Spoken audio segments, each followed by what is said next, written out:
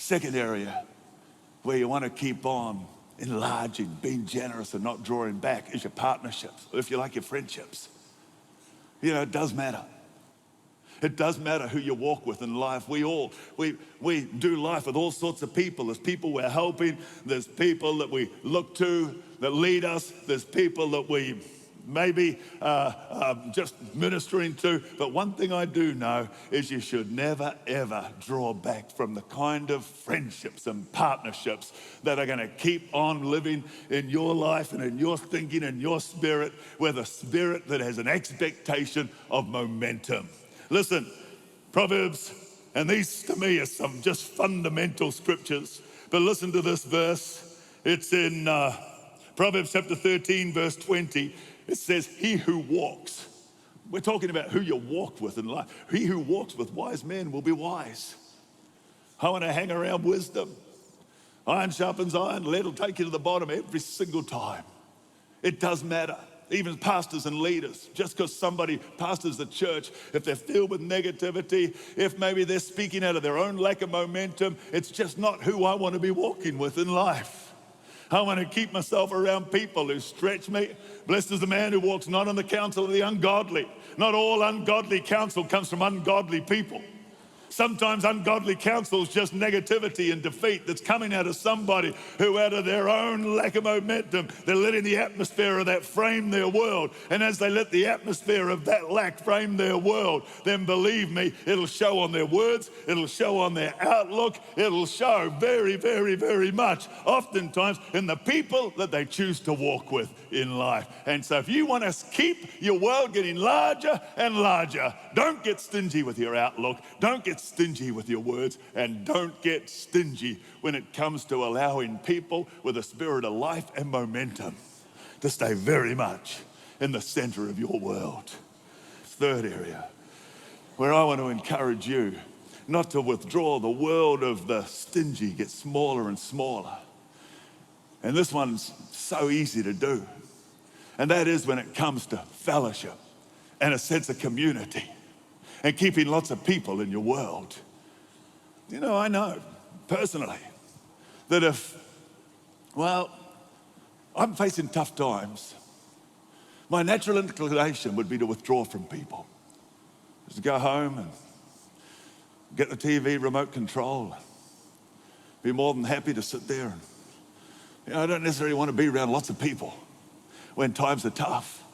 But to me, it's one of those areas where rather than withdraw, you need to be around good people. Just be in an environment, be in fellowship, keep that sense of community, be in connect groups, keep the kind of people in your world that stretch you and challenge you, because the world of the generous, and it's an area where we need to be generous. We need to be generous in terms of keeping lots of people in our world, and especially if we want to know a spirit of momentum in our world, in Jesus' name. Hebrews 10:25, not forsaking the assembling of ourselves together, the gathering, the assembling of ourselves together, as is the manner of some, but exhorting or encouraging one another,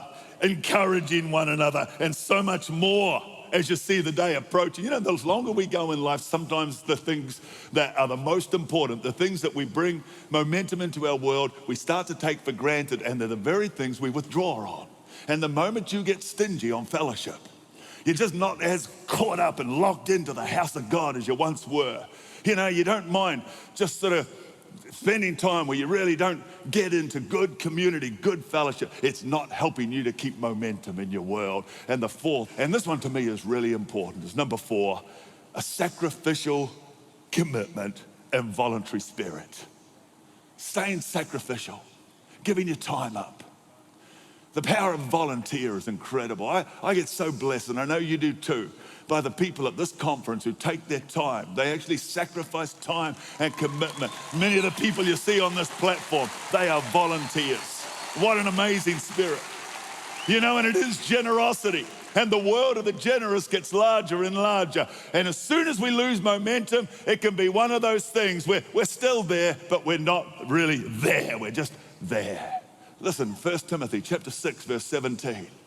It says to those who are rich, it says, let those who are rich not get haughty, but it says that they may look to the living God who gives us richly all things to enjoy. Listen to that word, enjoy.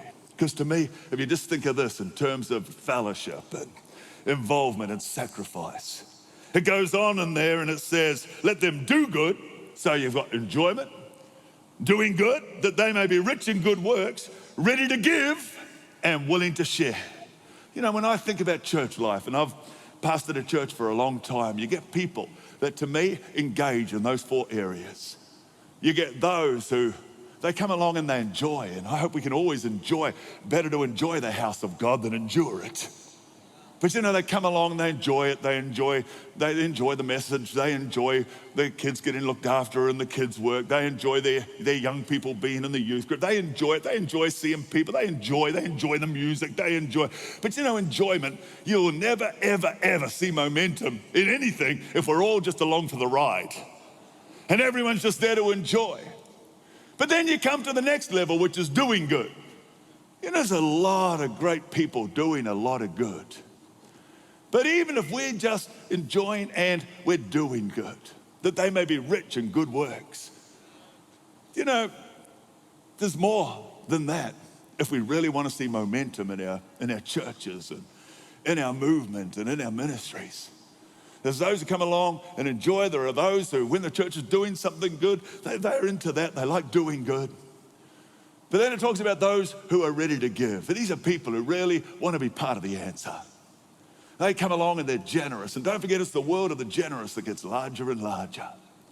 But ultimately, I believe momentum comes from the fourth level, which is ready to share, willing to give, ready to share. To me, that's the people who carry the load. And when you have people who are helping carry the load, that's the people that bring momentum to a church.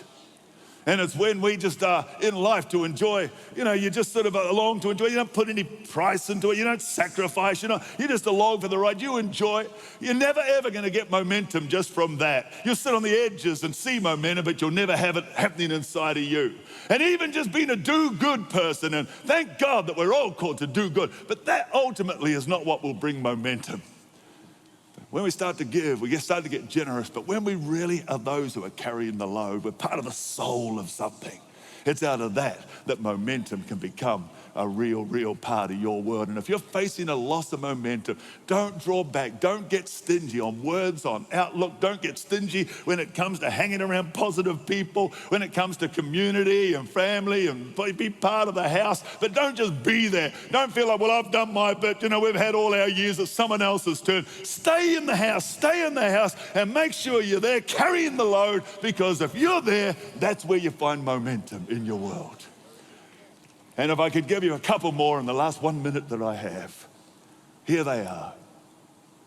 You know, if we forget the cause, Jesus said, John 18, verse 13, for this cause I was born.